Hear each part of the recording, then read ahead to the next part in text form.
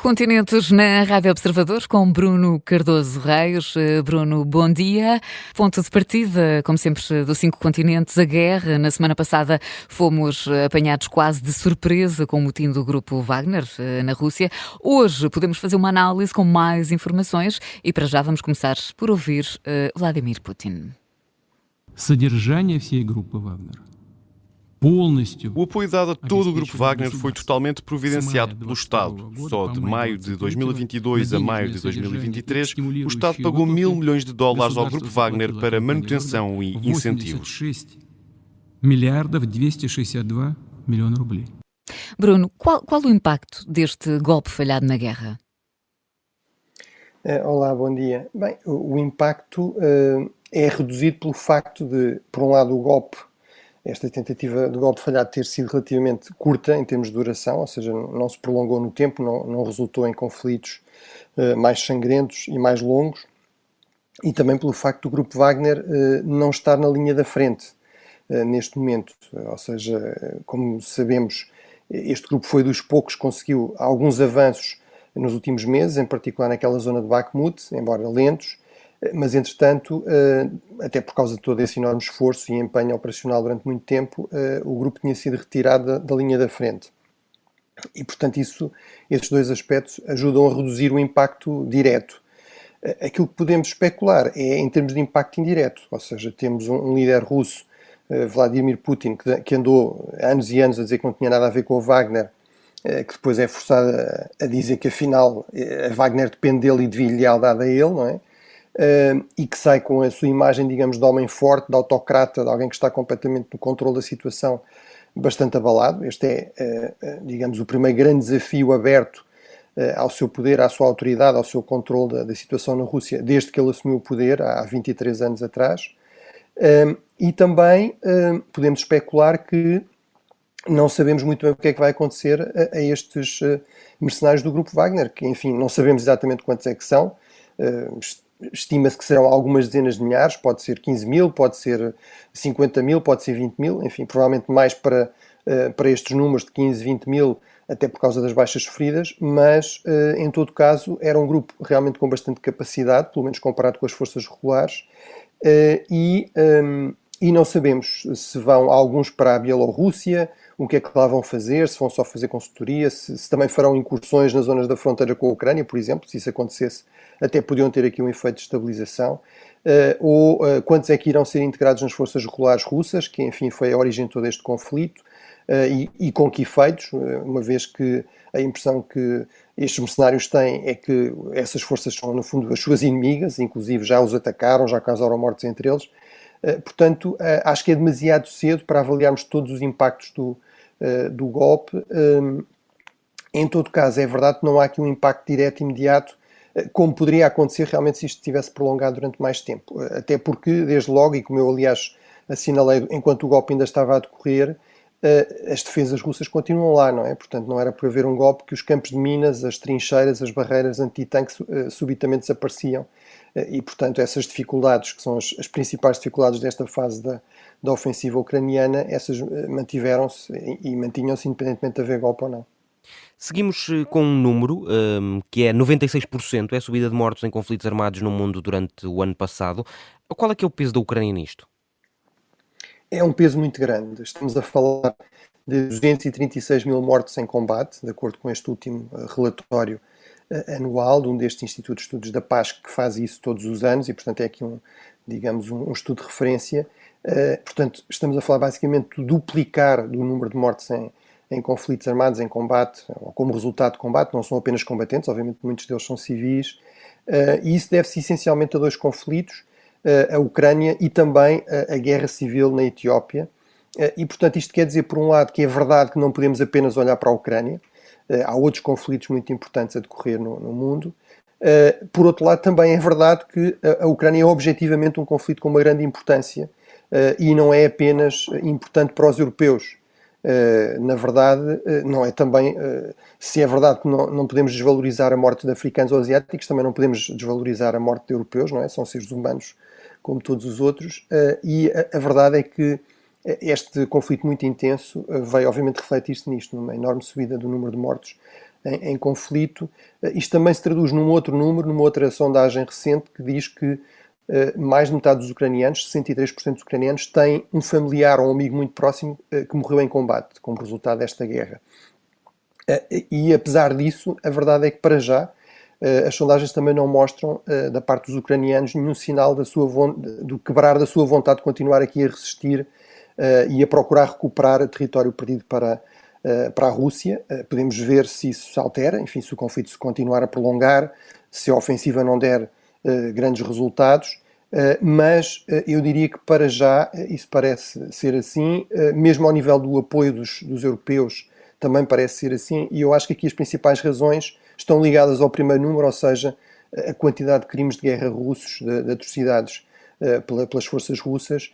Tudo isso leva a que realmente os ucranianos tenham aqui o sentimento que não têm alternativa a continuar a resistir, a continuar a combater. E também ao nível dos ucranianos e dos europeus, acho eu, há muito esta ideia de que não se pode confiar em Putin, não é? Portanto, não há da parte da Rússia, no fundo, líderes com o mínimo de credibilidade, com o mínimo de fiabilidade, e também não há propostas negociais sérias. No fundo, a grande proposta russa é deem-nos aquilo que nós conquistamos, reconheçam que perderam aqui território, reconheçam, no fundo, um regresso do direito de conquista, e isso é algo que os ucranianos, em particular, mas mesmo muitos europeus, continuam a resistir. Bruno, continuamos pela Europa, porque França volta a estar a ferro e fogo. O que é que justifica toda esta violência? Bem, eu acho que a resposta certa é nada justifica toda esta violência. Ou seja, tivemos aqui um episódio lamentável de excessiva violência policial, que resultou num jovem morto. É verdade que ele estava a cometer um crime, estava a conduzir sem carta, tinha passado um sinal vermelho, portanto, nada disso é desculpável, mas obviamente é uma reação absolutamente excessiva. Aparentemente já houve 13 casos no ano passado deste tipo, de mortos em operações top. Ainda estamos muito longe, por exemplo, dos números dos Estados Unidos, mas obviamente são números preocupantes e que podem e devem suscitar críticas e até manifestações. Agora, não se pode criticar a violência policial, o uso excessivo da força pela polícia e depois a seguir usar a violência, portanto, em manifestações absolutamente destrutivas. Estamos a falar de centenas de edifícios destruídos, desde a biblioteca pública em Marselha, farmácias, enfim, todo o tipo de negócios, muitos deles em bairros precisamente que já têm problemas e, portanto, têm muitas vezes dificuldade em atrair investimento. Obviamente isto só alimenta esse tipo de narrativa e de receios. Estamos a falar de mais de 1000 detidos só na última noite, centenas de polícias feridos. Portanto, tudo isso é realmente absolutamente inaceitável. Em 2005, quando houve um episódio deste tipo, o ministro Sarkozy, era então ainda ministro do Interior, depois futuro presidente, foi acusado de ter, no fundo, acicatado as coisas, ter lançado, digamos, lenha para a fogueira com declarações muito insensíveis, incendiárias. Neste caso, o presidente Macron, a primeira-ministra, foram muito claros a demarcar-se da ação policial, a reconhecer que havia problemas, portanto não há, digamos, se quisermos aqui, a mínima desculpa para este tipo de ações, e o resultado parece ser basicamente o mesmo. Portanto, eu acho que, no entanto, há aqui um último elemento que é, nós não sabemos quem é que são estas pessoas, não há nenhuma razão para dizer que são comunidades imigrantes ou de segunda ou terceira geração, aparentemente são franceses, de várias origens, mas mesmo que sejam muitos deles imigrantes ou filhos de imigrantes, isto só é um sinal de que infelizmente estão bem integrados, porque infelizmente, de facto, a França, que é um dos países mais prósperos do mundo, com um dos melhores estados sociais do mundo, onde as pessoas vivem mais tempo com melhores serviços públicos, realmente tem aqui aquilo que provavelmente será uma minoria, mas é uma minoria muito numerosa, apesar de tudo, e muito ruidosa, que aparentemente vive obcecada com reviver os bons tempos, aqui entre aspas, da Revolução Francesa, e portanto temos sistematicamente exemplos de manifestações, até por causas muito válidas, mas que terminam com este tipo de vandalismo, de destruição. Ora, quer dizer, a Revolução Francesa, convém recordar, foi contra uma monarquia absolutista que negava direitos fundamentais, que legalizava estatutos desiguais.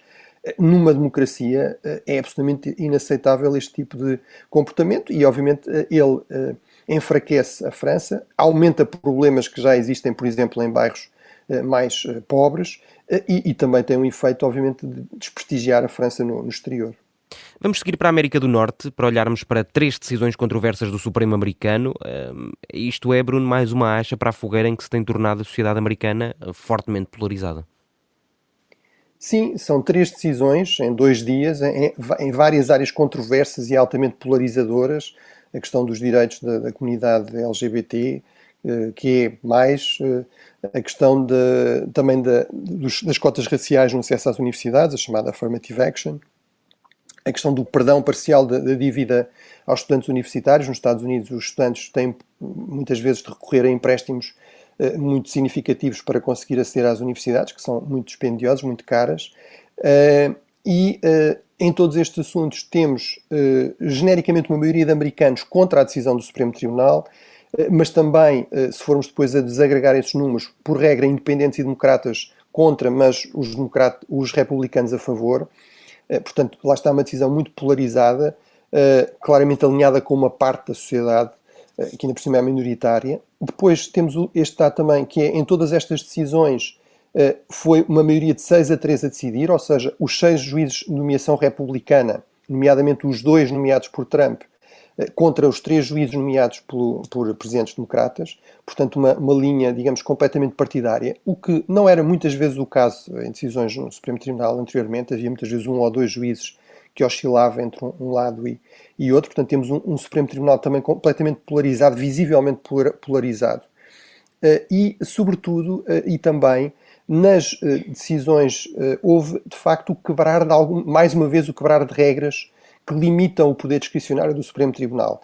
Isso já aconteceu naquela decisão sobre o aborto, mas, por exemplo, neste caso, e na questão, por exemplo, do empréstimo a estudantes, uma das juízas democratas, Ellen Kagan, vai dizer, bem, é que estas pessoas não tinham nada a ver com o assunto. Os Estados republicanos que colocaram a questão perante o Supremo não são em nada afetados pela decisão. Isto tem a ver com o Orçamento Federal. Além disso, viola-se uma segunda regra, que é, portanto, no fundo, o queixoso não tem causa justa para se queixar, portanto, o Tribunal não devia ter apreciado estas queixas. Além disso, também se põe em causa a divisão de poderes, que é outro princípio constitucional básico. O Congresso aprovou isto, o Presidente executou isto, isso corresponde ao seu programa, e agora temos um Tribunal a dizer que afinal não pode ser, apesar da maioria democraticamente eleita, por 2 vias, do Parlamento e do Presidente, ter decidido que deveria ser assim. E, portanto, acho que tudo isso são péssimas notícias. Obviamente, eu não estou a dizer que não haja até argumentos do lado republicano e bons argumentos jurídicos, até porque não sou especialista em direito constitucional norte-americano. Agora, o que eu acho que aqui fica muito claro é que isto acentua a polarização.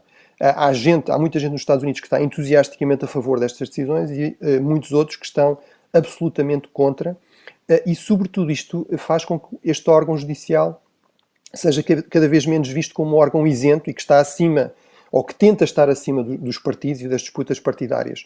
Ora, num contexto em que já temos uma enorme polarização, isso significa que o Supremo Tribunal, em vez de ser um órgão que poderia eventualmente ajudar a resolver estes diferendos, sendo visto como relativamente isento, fiável, acaba por ser visto como mais uma arena de luta e como ele próprio estando extremamente polarizado. E, portanto, é menos uma válvula de escape que existe para resolver conflitos no contexto de uma sociedade que, como dizia, está cada vez mais polarizada. Portanto, desse ponto de vista, acho que é uma péssima notícia.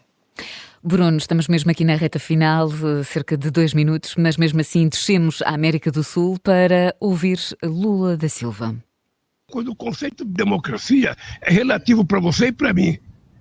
Eu gosto de democracia porque é a democracia que me fez chegar à presidenta da República pela 3ª vez.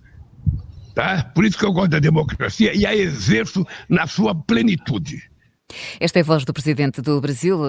Estava a responder a um jornalista que lhe perguntava porque é que Lula da Silva tinha tantas dificuldades em classificar a Venezuela como uma ditadura. Mas do Brasil chegam-nos também dados que mostram que o país está a perder a população. Está mais polarizado numa altura em que Bolsonaro fica impedido de se candidatar a cargos públicos nos próximos 8 anos, Bruno. Sim, há muitas coisas de facto a agitar o Brasil. Temos esse primeiro dado interessante, que é realmente o Brasil deu-se conta que as suas estimativas estavam erradas só por, entre aspas, 10 milhões de habitantes, que é toda a população de Portugal. Portanto, afinal, não tem 213 mil, tem 203 mil milhões de pessoas. Isto significa que o Brasil passa, digamos, na lista de países mais populosos de 6º para 7º, é ultrapassado pela Nigéria, por pouco, mas é ultrapassado pela Nigéria. Há também aqui dados interessantes, que é no sentido de mostrar que há um crescimento da população no interior em estados mais ligados ao agronegócio, contrariando uma tendência histórica muito antiga de concentração da população na costa, e é também, em toda a série histórica, portanto, desde o primeiro censo, em 1872, é a altura em que o Brasil cresce menos. Portanto, o Brasil está à beira de começar a perder população em vez de crescer. Mas, portanto, tem menos população, mas realmente mais polarização. Temos esta fala de Lula, que é bastante criticável a vários níveis, mas sobretudo a dois. Um é que o Brasil tem grande influência na América do Sul, é metade da América do Sul, tem grande influência sobre a Venezuela. Ora, isto o sinal que dá é o Brasil está completamente alinhado com o regime de Maduro. Não há aqui a mínima pressão para haver eleições um pouco mais democráticas, para haver algum tipo de compromisso com a oposição. A segunda mensagem é que, para o interior do Brasil, é que isto alimenta, no fundo, a narrativa, sobretudo do campo do Bolsonaro, de que o PT, o partido de Lula, no fundo, quer transformar o Brasil numa nova Venezuela. O presidente diz, eu gosto de eleições porque me elegem a mim. São sempre declarações perigosas, ainda mais no contexto desta polarização no Brasil. Também, no fundo, leva a que muitos daqueles moderados que votaram em Lula por causa da defesa da democracia possam sentir que estão a ser enganados e que, eventualmente, comecem a afastar-se desse apoio ou a ter aqui uma posição cada vez mais crítica. Também permite a Bolsonaro dizer que, por exemplo, esta decisão do Tribunal Superior Eleitoral, por 5-2, dizer que ele não podia ter usado um encontro com embaixadores para, no fundo, promover informações falsas sobre o sistema eleitoral brasileiro, algo que objetivamente é verdade, mas que isto, no fundo, faz parte de uma campanha da parte do PT para, lá está, afastá-lo das eleições e criar aqui uma dinâmica, digamos, chavista no Brasil. Portanto, tudo isso é altamente perigoso, altamente lamentável e altamente criticável. Bruno, esta semana ficamos por aqui. Está feita a nossa viagem. Bruno Cardoso Reis e 5 continentes na Rádio Observador, de regresso para a semana depois do Jornal das 11 e a qualquer hora em podcast.